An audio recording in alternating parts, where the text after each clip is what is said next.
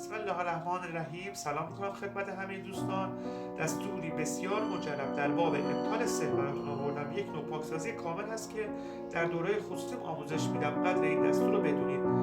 روز چهارشنبه و روز جمعه در یکی از این دو روز میتونید شما شروع کنید به نگارش طلاسم همراه با توکید در 7 برگه مینویسید با حب سیاه. بخوراتی که احتیاج دارید: پاسخ مغربی، مستکی، کندر، سداب و سیاه‌دانه. بعد از نگارش 21 مرتبه این توکیل رو به روی طلاسم میخونید.